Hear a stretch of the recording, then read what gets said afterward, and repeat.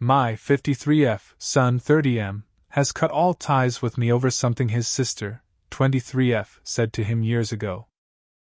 My only son Matt refuses to speak to me, his father, and his little sister. His little sister we'll call Sarah has always been a bit of a wild child. Might even go so far as to say a problem child. We did not realize until she was in her teens that she had some mental health issues that had gone untreated for years, including ODD and GD, and by the time we had her diagnosed she was old enough to make therapy useless. We never put her on medication, which in hindsight was a mistake. But she was always close with her brother. Even if their relationship waxed and waned, they both loved each other deeply, cared about each other and supported each other through the bad times and good times. When Matt was in college, he took a few years extra to graduate, did a stint in AmeriCorps and transferred to a different school. My husband and I decided to move to another state and sell Matt's childhood home. Matt didn't seem to mind, but Sarah was another story. She had flunked out of a year of college already, so was living with us working shitty side jobs. We told her she could either stay or move with us, and she reluctantly decided to move with us to a new state and a new city. We thought it would be a whole adventure, and for my husband and I, it was our pre-retirement home, so to speak, where we hoped to live cheaply and save for the last 10 years of working. Well, Sarah did not adjust well and fell into a really bad crowd almost immediately. We had no choice but to evict her from the house because she was bringing dangerous people over and doing drugs. She was homeless for a while, and after about 10 months came back to us begging for forgiveness. We let her back in, no questions asked. During this time, Matt had moved to a new city where he was working a SOSO job but also dating very seriously a woman, Lisa, he would later marry. More on that in a minute. Matt and Sarah were at this time getting along just fine. He supported the eviction because he thought it would be the rock bottom she needed to get help, and although never said he thought letting her back in was a bad idea, more or less implied it. Fast forward, and Sarah is dating the man who rescued her from homelessness circa fall of 2018. Matt and Lisa had a wedding planned in the state they lived in, which was over a day's drive from us, where Lisa's family also lived. We felt a bit slighted that they didn't pick a venue at least passingly closer, and they also made it clear they wanted a small wedding. This led to friction because in my family, a small wedding is 100 people. Matt and Lisa invited 25, mostly Lisa's nearby family, some of their friends, and then us. The wedding was also in January. Just before the wedding, around Christmas, we found out Sarah was pregnant. Wedding came and went, nothing too big there other than feeling slighted. Matt apparently had been studying for and taking the LSAT during the engagement, and after the wedding announced he had gotten a killer score.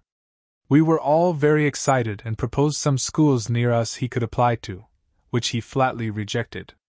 I'm talking like Tulane. He said he wanted to go somewhere cheap, and somewhere cold. He always hated the heat. So he ended up going to a very good school in the northern Midwest, and he and Lisa moved out there shortly after. To be honest, we didn't expect he would make it. He hadn't really failed school, but he never did well in the job front, and as a teenager he was pretty lazy. We thought law school would be a huge time, money, and effort sink that would go nowhere. His father and I agreed we would not support him financially, which became an issue in the second year of his schooling. In 2020, after the pandemic shut the country down, Matt was diagnosed with cancer. I won't go into the details, but basically it was serious enough to warrant an almost immediate radical surgery and has left lasting effects on his body, especially hormone regulation.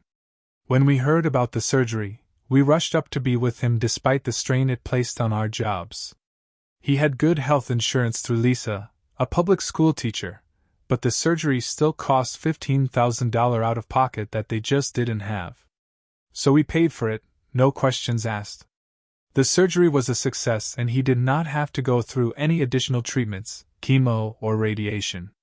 It wasn't until months later that they found the lasting damage was done to his hormones, leaving him functionally sterile, something like a 0.05% chance. This was devastating to them because they were very much planning to start a family. Still, in summer 2020, Unknown to us, Lisa and Matt enrolled in a debt relief program. Apparently, they had taken out credit card debt to buy furniture and other things in their new city, with the intent of paying it down when Matt started working his first summer. Matt did get a pretty good paid job, but had to take an extended leave of absence due to the illness. Unable to make the payments, they did the debt relief, which wrecked their credit. With their lowered credit scores, they needed a co-signer for the student loans so Matt could continue his education. They asked us to co-sign, but we refused. We had stuck to our guns that we wouldn't finance this endeavor, and honestly, with the cancer, it looked less likely than ever he was going to make it through school. My husband unfortunately got into a screaming match over the phone and said some unkind but true things, including, "You are a bad investment." My son ultimately had his wife's father co-sign the loans. Whatever his financial risk, we figured. We went pretty minimal for contact for a while then. Matt came down to see Sarah and her beautiful daughter once or twice. Lisa came down once as well. In spring of 2021, Lisa and Matt announced that they were going to try and get pregnant via IVF. Obviously, given their financial situation, I was shocked, until he explained that we're given a very generous grant from the Livestrong Foundation, and they were saving all the money they could. I should mention, in August 2020 my daughter Sarah had her second child with the same man. Anyway, we were planning on having Sarah's second child baptized in July 2021, and Matt and Lisa both promised to be there, as well as Matt and Sarah's older sister Katie. In early June, Lisa and Matt miscarried. It was very hard on them and they struggled a lot, obviously, and we gave them space to grieve without bothering them. They still came for the christening, which was pretty big of them, all things considered. But while they were down there, Matt and Katie pulled me and my husband aside separately, then together, to discuss Sarah's living situation. Now we had helped get Sarah an apartment relatively near us, which she never let us into after we moved her in. So it was her children's father, and her 2 children under 2. According to Matt and Katie, the apartment was unlivable. There were cockroaches everywhere, spoiled and rotted food, dirty diapers all over the apartment, and for them, worst of all, they were smoking weed without any ventilation around the kids. My husband and I were shocked, but we told them there wasn't very much we could do about it since she won't let us in the apartment. Matt was very clear that he did not care for our excuses, and that if we did not take corrective action then he would. We asked him what that looked like, but he didn't say, so we assumed he meant a call to CPS. We told him in no uncertain terms that if he did that, he would be dead to us. He took it in stride, and was civil for the rest of the trip before departing. About 2 weeks after he got home, towards the end of July, he asked us what we had done about the apartment. When we told him that we were looking at getting her a new one, he asked what we had done about her smoking weed. When I tried to tell him she doesn't smoke in front of us and is never high around us, he told me I was being naive, and she is high all the time. That she was high during pregnancy with both kids, on X with her second, and that we were contributing to her ruining their lives. That was super out of line for us, so we told him to knock it off. Shortly thereafter, he apparently called Sarah and made the same threats that she had to get her act together or he was going to take corrective action. Sarah did not respond well.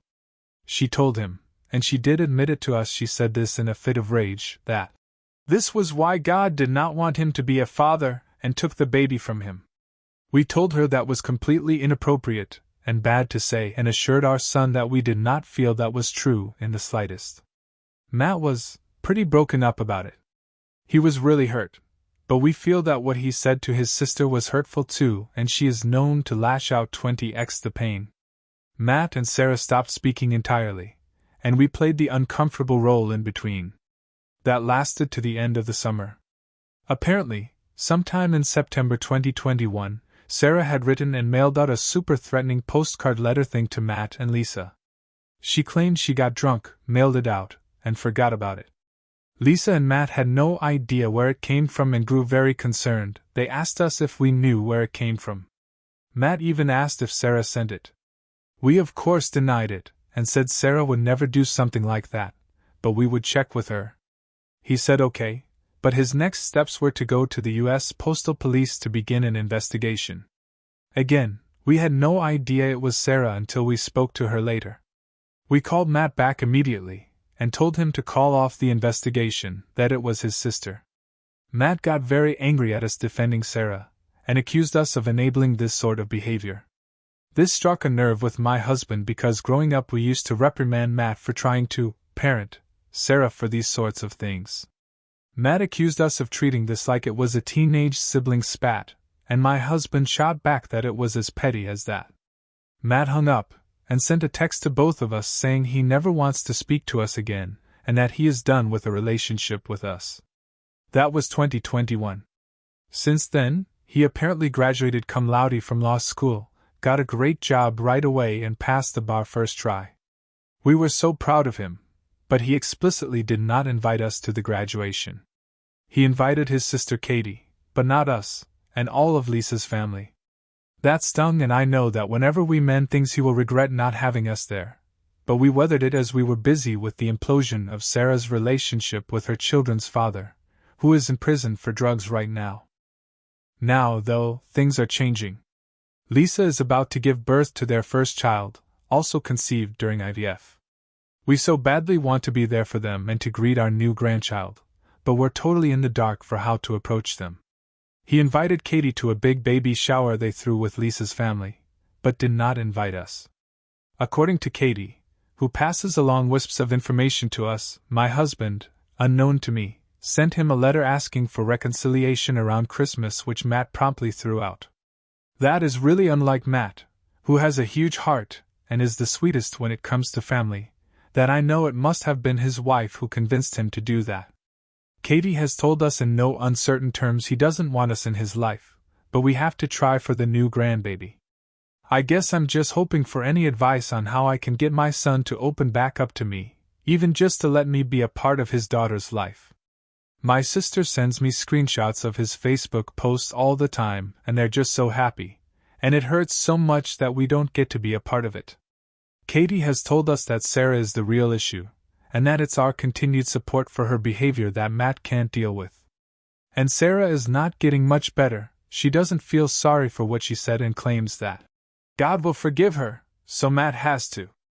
According to Katie, Matt is also disgusted that my husband got her a job at his company, but she works hard to support her kids even if we provide a lot of grandparents support with daycare and stuff.